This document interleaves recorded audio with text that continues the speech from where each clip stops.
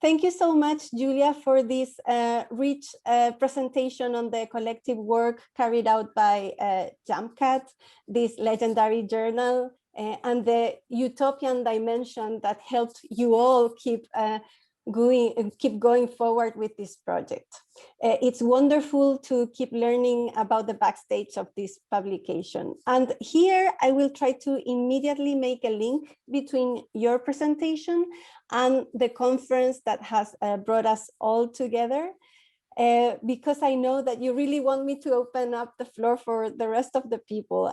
So I would like to start by asking you, one of the privileged focuses of JAMCAT, particularly during its first decade or so, was Latin American political or radical cinema at the time.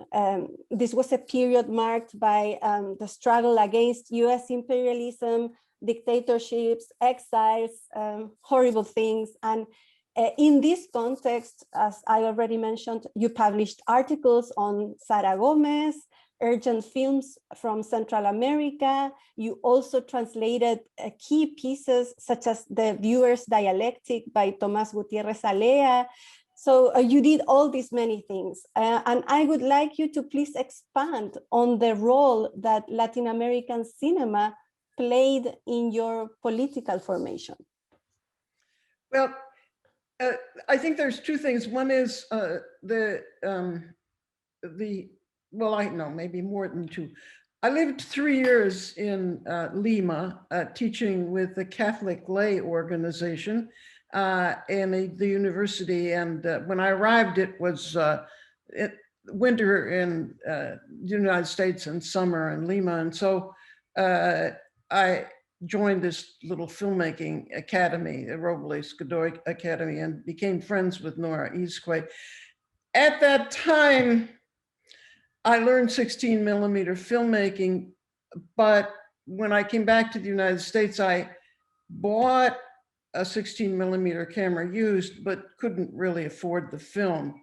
And then I went to graduate school to get a PhD in comparative literature. And I also got involved in feminism. And so we formed a little Bloomington Feminist Film Collective at Indiana, and I taught women how to make 8 millimeter films at the time, and we edited with a little viewer by hand on tape. Later, when in the years intervening, when I was, after I got my first job, and well, in the 12 years I was blacklisted and I was on the road a lot, I also retooled myself as an academic by learning to do video production and then teach video production. But those early years of video production were a moment of many women's entry into media making. So I formed a community of friends who were video makers.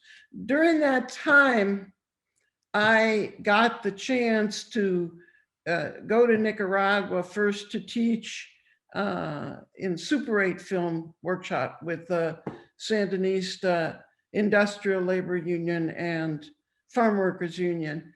And then later made a number of visits to teach and also make video of my own, and with my husband, Chuck Kleinhans, teach video production in Nicaragua. The same group was then being part of the NGO called VideoNic. And so, and that was the period of time in which I did a lot of the translations and writing. At the same time in Jump Cut, we had a chance to visit Cuba several times, and then we had a lot of special sections on Cuban cinema, most of which were organized by Julianne Burton.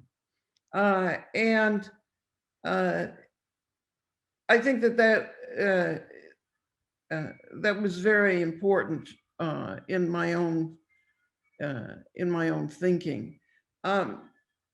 In comparative literature, you had to learn 3 foreign languages. I learned German, which my grandmothers, both on both sides, spoke, and which my mother spoke with my grandmother, with she didn't want the children to understand things. And so it was the first foreign language I learned. And then I learned Spanish, and then I learned French. But of all of the languages, the Spanish was the one where I could be conversational with people and travel, and people did not care if I was grammatically correct because I had a good heart. And so I have very good conversational Spanish, not so good grammatically, and I can read. So that formed a big part of my life, and I've always been an advocate of learning a lot of foreign languages, because you learn a whole different way of being when you learn a foreign language. So that is I had a foot in filmmaking in Spanish. I learned filmmaking in Spanish. Nora, my compatriot from the 60s, went on to become a well-known filmmaker. I became a writer and scholar, but also a media maker, continuing to be a media maker. Whoop. Oh my God, look at that. I wouldn't have, there, look, there's me, there's Nora, there's Robles. I don't know where you got that, but yeah, so this, isn't that a beautiful picture? So this arrived via Isabel Seguí, who shared it very generously with us. And I think it belongs to the archive of Nora Isque. Yeah, so. That's wonderful. Yeah, so yeah, well, so Julia, if you can recognize her, is sitting in the front row there, the second one, right at the left. Yeah, so why don't you tell us a bit more about this learning experience in Lima? No, because I believe that was the first year that this workshop functioned, maybe. Well, this was actually let me get back the faces of us speaking. Can you put you and me back there? And I can see you.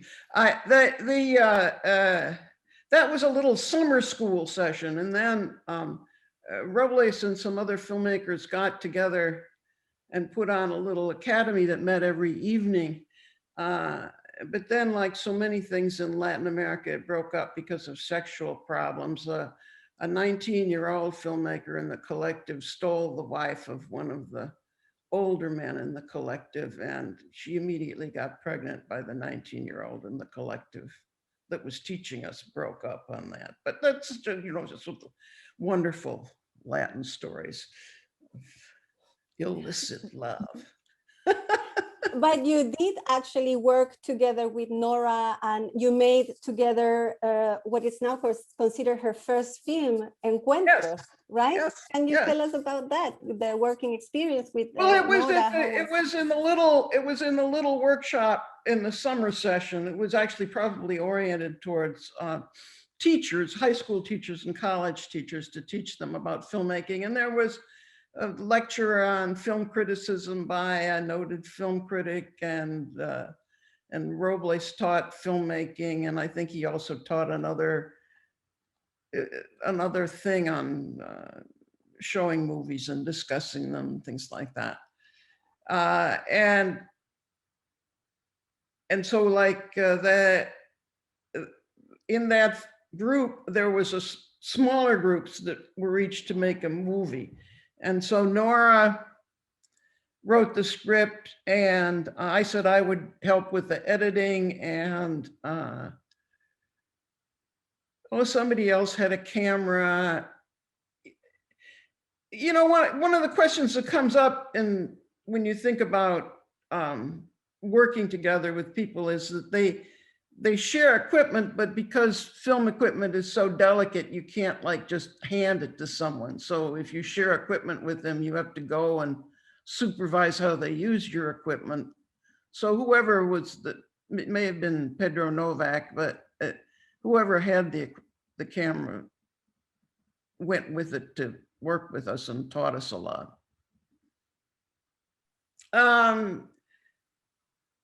I think that filmmaking is a lot about standing around and doing the lighting, and the crew and the cast and everybody wait around. But when we got to the editing, it was just me and Nora doing it. And so I enjoyed editing much more. Later in my married life, I let my husband, who was originally a photographer, be the cinematographer, the videographer, and then I was happy to take charge of the editing. I was by myself and I had much more control, and there was no waiting around. I loathed waiting around. Would you like to tell us more about the filmmaking experiences that you had in Nicaragua? Yes, Nicaragua, and actually there's a person in the audience, Martha Wallner, who's getting back on, who's restoring some of the material and will make it available in an archive that was made with the labor union in Nicaragua, Martha Wallner. And she might type something in the, Martha, if you're there, please type something in the chat about what's going to happen to those exchange TV tapes. So, so Martha, she's actually, she just wrote a comment saying, showing movies and discussing them in a communal context, films, videos as catalyst for discussion, political education. This seems almost dead now. Everyone in front of screen alone. We are, yeah, well, the pandemic, right? We are working, she says that she's working on archiving them, these collections. So here's the thing, in the labor union, the people did these wonderful films about work process, and with the U.S. embargo and the lack of money, the lack of resources, a lot of the labor unions encouraged innovation. And so there was, I can remember one tape that they made, which is about how a sugarcane factory had people carving things out of wood to replace metal parts that had broken down in the mill and in the refinery. And so a lot of the tapes that were made were about work process. And then later, of course, with the Contras, a lot were made about, you know, military participation, especially the militia and people going in for the time that they had said that they would serve in the armed forces and what life was like. And so that was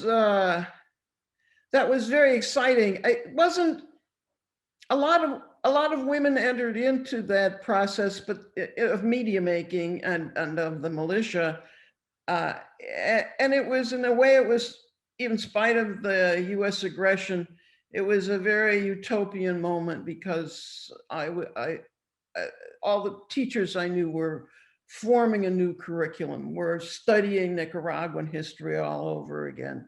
We're seeing that they had abilities that they didn't know about before. And so the same thing was true with people in the arts and in the labor union, and like there was workers' theater, there was media making, poster making, lots of kinds of things like that. So I found that very invigorating, and a sense of being able to participate in a revolutionary process. I have not been back since Violeta Chamorro was elected, and seen the degradation of the process, but I talked to my friends on the phone, and people are in a terrible state of poverty, and there's a lot of urban crime. And so much of the gains of the Nicaraguan revolution that I participated in were lost. And I can only mourn for that, and be sad about it. It's just not, I think that there were a lot of social gains in Nicaragua, which are still present. There's healthcare, there's university education. but it's just not, it's just not the same for people. It's interesting that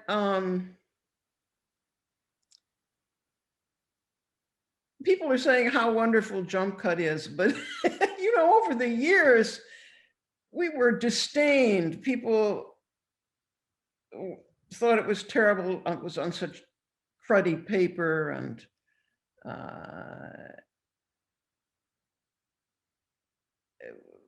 it was not respected. And all of the time I was a practicing academic before I retired, it was really never respected.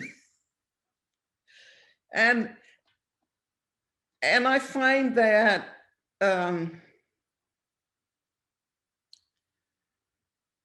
it's sort of, I sort of have the feeling like it's only because it lasted so long that it became really respected. It's sort of like, it was fascinating to us that people would say it was tabloid paper that made them irritated, but of course you knew it was because it was Marxist and feminist overtly, and then later pro-gay. But I hope that you think that no one looks down to jump cut anymore. I mean, it's such a fundamental source for us who are studying cinema. And I know that my colleagues, we always go back to it. Thank you. But I must say that I say this partly because a lot of the women who are speaking today about their art collectives say, and the work we do, and the work of women artists, and the voices of indigenous women, and et cetera, is not respected. And I think that part of what happens when you get into this kind of projects that so many of the people that we heard from are involved in is you're not respected, and you're not necessarily gonna get respected for the organizing work that you do. Now, I'm not saying that the artists, let's say, hopefully the demonstrations have effect and a good effect, and we've seen that they've been successful politically. But if you say, I was one of the organizers in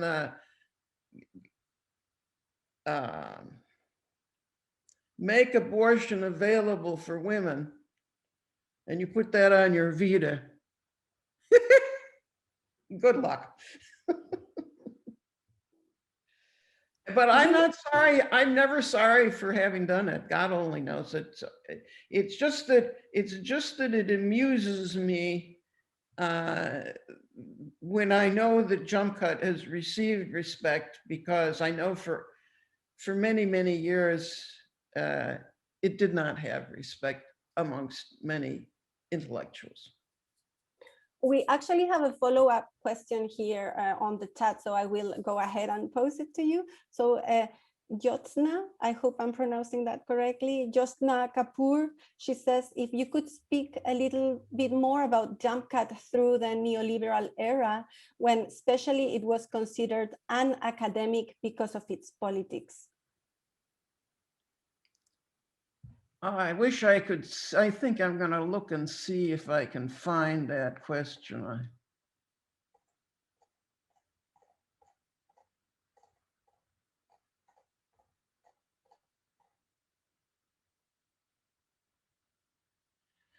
I think I remember when I first began to understand neoliberalism, it was through a writer whose work has been very influential on me, Pierre Bourdieu. And it's taken me a long time to understand all of the implications of that for academia. But I think that as the academy has progressed, it's become more of a corporate entity, and it uses adjunct or part-time faculty in a more exploitive manner, and it pits younger people against each other, training lots of graduate students and then having few jobs, and then saying more and more, no, you have to write more and you have to publish more and you have to have more at each stage so that you can get promoted, etc. And I think that the jump cut has provided an outlet for people to do alternative publication, which is one of the things which is advantageous for people who want to proceed in academic life, but still want to write in a more politically oriented fashion. But I think it's taken me longer to understand the class basis of what's going on in academia, especially in terms of what kind of merit is considered suitable for advancement. And I think that what I have to say is that I myself am part of the funnel of this kind of meritocracy, which keeps pushing people to do a certain kind of work and excel in a certain kind of way and do the certain kind of writing that will get them a book or will get them through this process. And I have come to understand that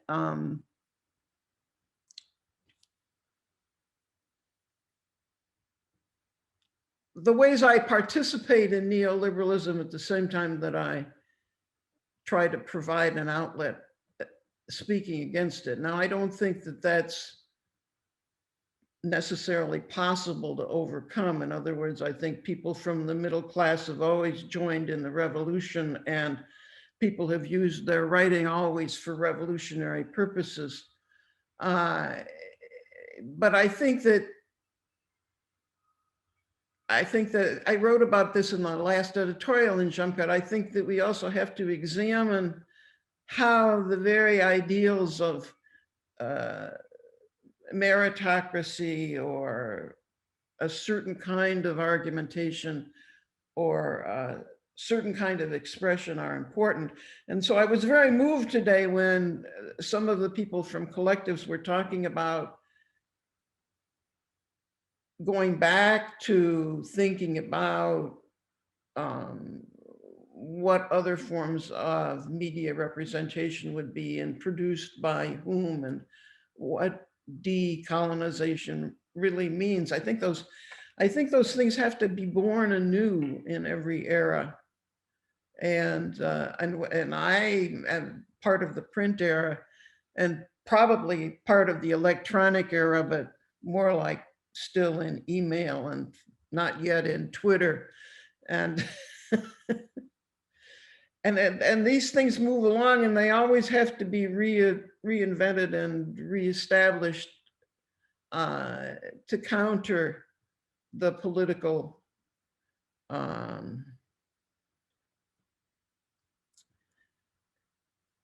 power structures that we're embedded in. I would like to take you somewhere different now and to ask you about, you know, you have taught so much about Latin American women filmmaking. Yeah, not only you have taught, you have written, you have also promoted the work of Latin American women filmmakers in the US. And I wonder if you can talk a bit more about how was it to trace and to watch those films in the 1980s and 1970s? Because yesterday we were only talking about how difficult it was for us to watch these films today. How was it back then? Oh, well, you know, traveling to Cuba meant getting the chance to see Sarah Gomez's documentaries. I don't know when I would have ever seen them. And I don't know even today if you can get to see Sarah Gomez's documentaries any place else. In general, we've lost access to so much material. You and I talked about it in the conversation, but probably now the best thing we can do is try to digitize what video material is left, even if it's a video copy of a film, which we digitize. It's like a memory, you know. It's there's so much. Nora Eastquay herself doesn't have a copy of Encuentro, the film that we first made together. I think that if nothing else comes out of this event, it would be useful for people to try to find videotapes wherever they are in their countries of origin and get them online as before they deteriorate. It's really very difficult. Certainly for my generation, Julianne Burton was absolutely essential. Deborah Zimmerman of Women Make Movies, Karen Ranucci worked with the Latin American Video Archive for a while. It's not existing anymore. Martha Wallner is currently working on restoring exchange TV tapes. I think that this kind of material search is absolutely crucial. You know, travel. A lot of people travel to archives. They don't get a chance to see the movies unless they go to that country and that country maintains a cinematheque or an archive. All of that material needs to be digitized.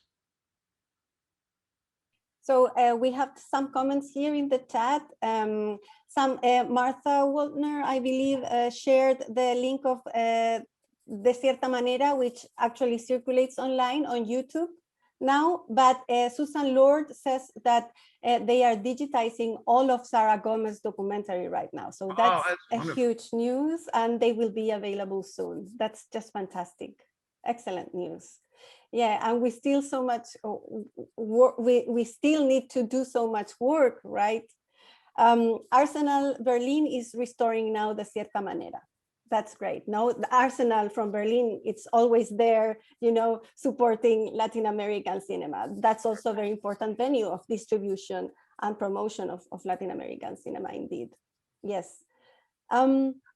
So to keep talking about Latin American women's filmmaking, yesterday we had a very important intervention by Elena Oroz, who presented her work on Cocina de Imágenes, a very important event known as the first meeting of Latin American women filmmakers in Mexico in 1987. You attended this important event where you not only presented some of your video work, but you also did some research, right? I think that you must have had the suspicious that this was gonna be a very important event because you took your recording tape. You recorded the event. So yeah, I recently put all the tapes from Cocina de Imágenes online.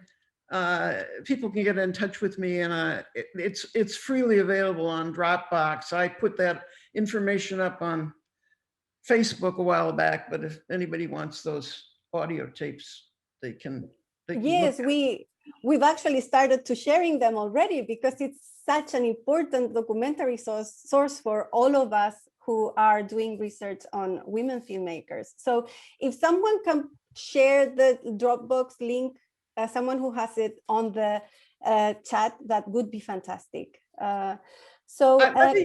I wanted to say a few things about Cocina de Imágenes. Yes, please. First of all, Cocina de Imágenes was a completely different experience, I think, for everybody who was there.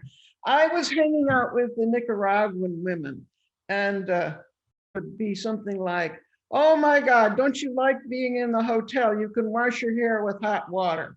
And look, they have a little bottle of shampoo in the room. You can use that to wash your hair.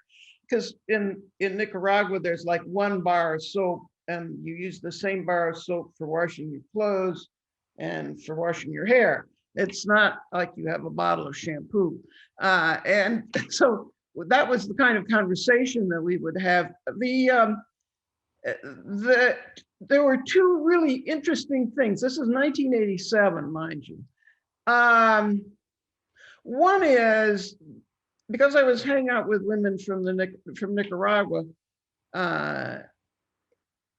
there was no curiosity about what was going on in the Nicaraguan Revolution. I would say zero curiosity. And I was, in contrast, the Sandinista Revolution had such a hold on the imagination of the left and progressive people in the United States, and especially me, who'd been spending this time there. I was like really astounded by that, because it really was a place where real change was going on. Now, I understood why that happened, because not only were many of the women there confronting sort of middle class intellectual men's machismo, artistic communities, machismo, the left's machismo, just coming off of the Encuentro Feminista. Many of the women were combining both Cocina de Imágenes with having come from the Encuentro Feminista. One of the things that people would be rebelling against was the machismo of Italian filmmaker, I mean, of Latin American filmmakers and Latin American left. So I understood that, but to be so, I mean, these Nicaraguan women were there and nobody was asking, what's the revolution like? Nobody was asking them, you know, what's it like for you as a video maker? It was really some. The second really astounding thing was nothing on the program about lesbians, period. Nobody presenting themselves, zero lesbians. 1987, mind God. And that again was astounding. I think it was I think I was talking to Angeles, but I'm not sure. But I was talking to one of the Mexican organizers and I said, now look, I'm from another culture and I don't understand the señales, you know, about making contact.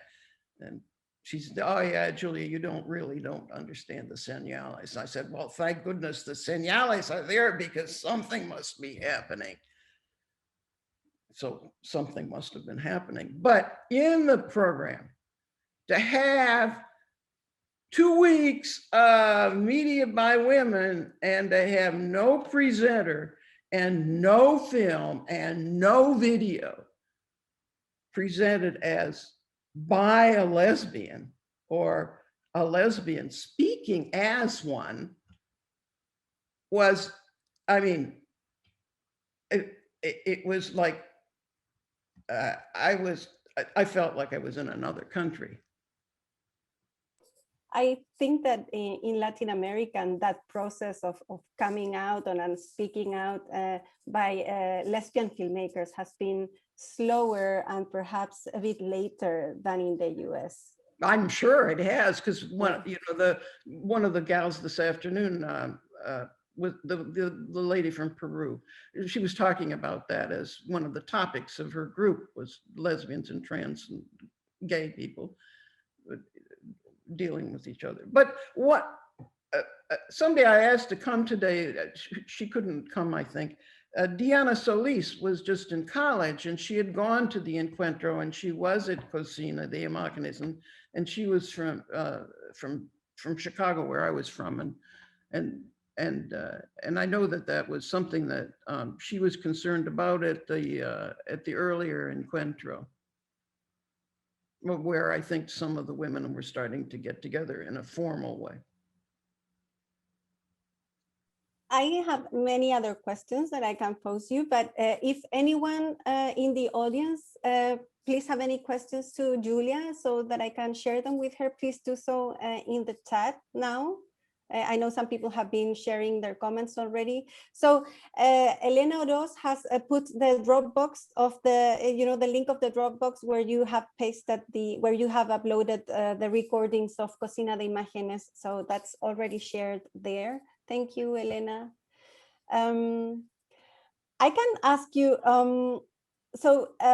one of the things, as an activist, as a political activist, you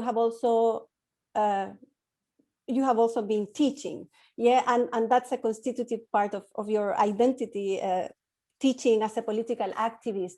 And I wonder if you could say a few words about the challenges of teaching Latin American women filmmaking to the students here in the US. That's something that interests me a lot to hear, because I am a teacher in this country too.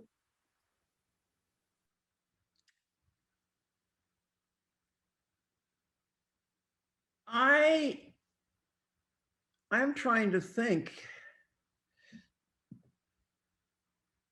Well, maybe some of the challenges as well as the rewards. I don't think that I've ever had a chance to teach Latin American women's cinema in the time I was teaching. I'm trying to think of. But you actually wrote about the challenges of teaching Latin American, maybe Latin American culture through films? I'm trying to think. Well, there's enough years between me and teaching. I don't have my list of courses of which I taught. I can't remember.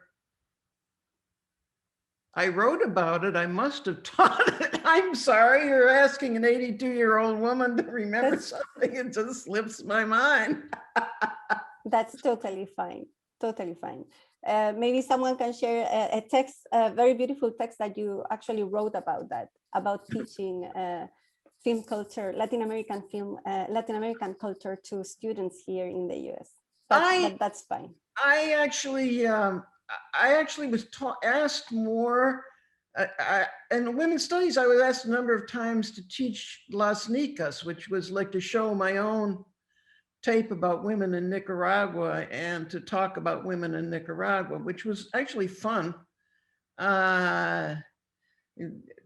Debbie Zimmerman is writing, I got Latin films from Women Make Movies. I must have taught Carmen Carrascal several times. I remember being asked to teach Las Nicas, and that was very interesting because the students were both interested in Nicaragua at the time that the Sandinistas were in power, and interested in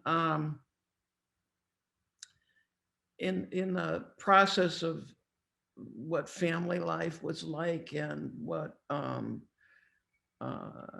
well, I was with some educators and like what it meant to redo the whole curriculum when you felt like you had to start and just reshape the whole curriculum for grade school and high school from the ground up. So that was very rewarding.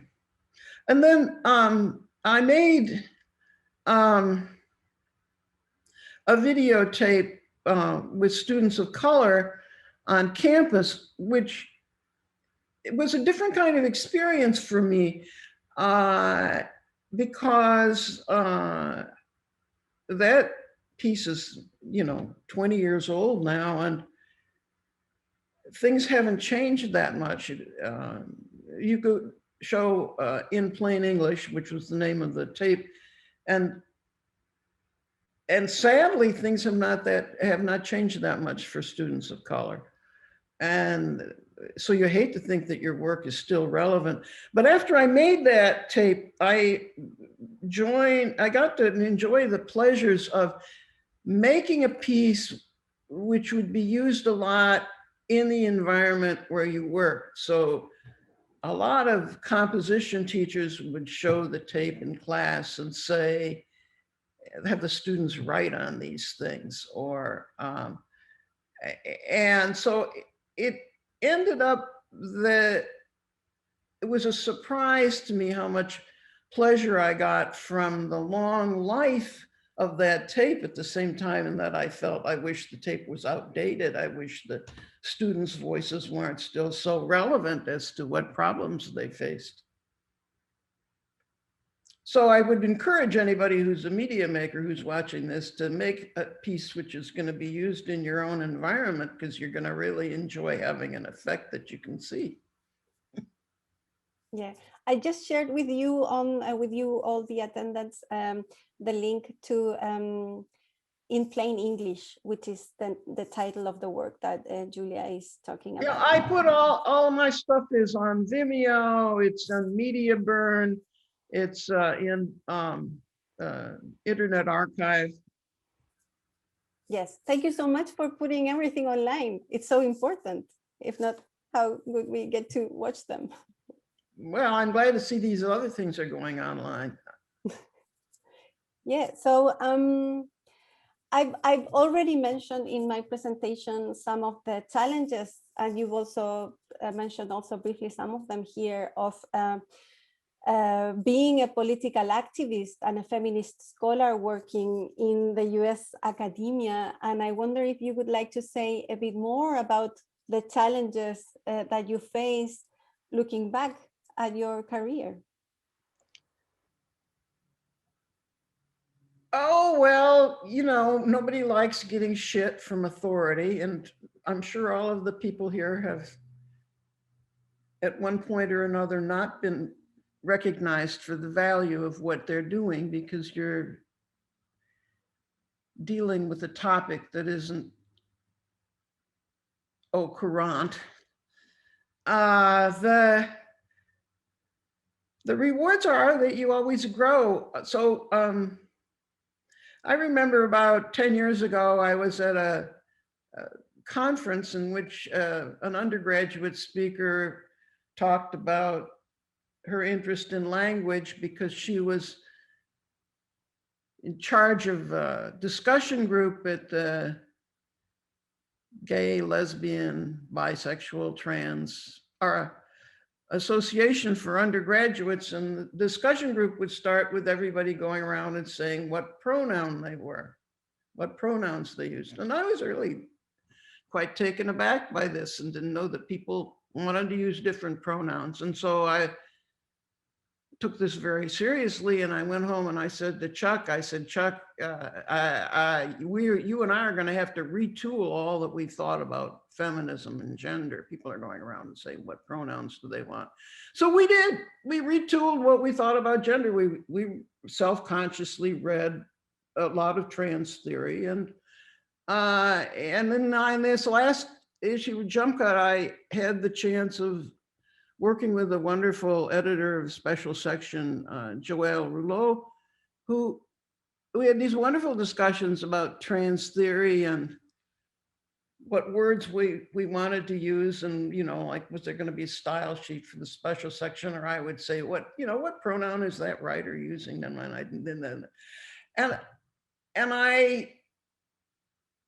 I'm so grateful that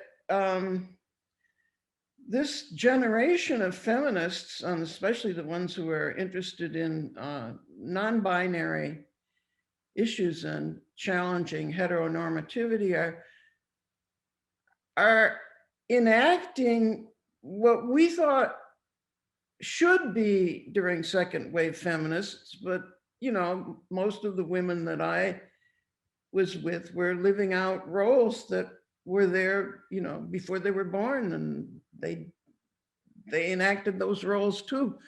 And so when I find people who are like both theorizing and living the dismantling of gender, I think it's like amazing. And I'm glad to be learning about it, even if I'm not going to live that life. I'm glad to be learning about it and to know it exists. And it's sort of like the dream of second wave feminism coming true. And so, you know, when I heard that there was a collective which builds trans theory into its collective process and then builds media around that, I think, oh my God, the world is actually changing in a fabulous direction.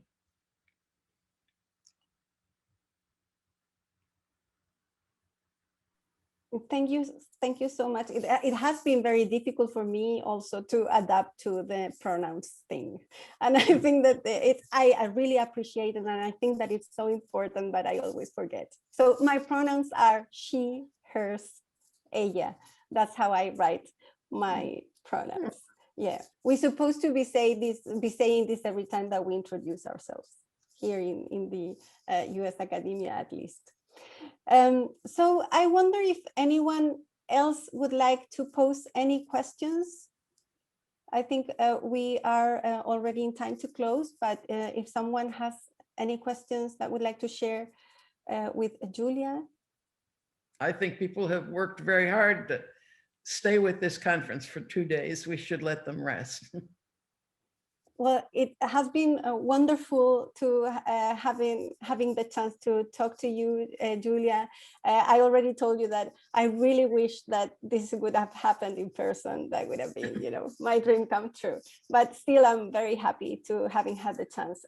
Thank you, Lorena, so much for this opportunity, and I welcome you back to the stage.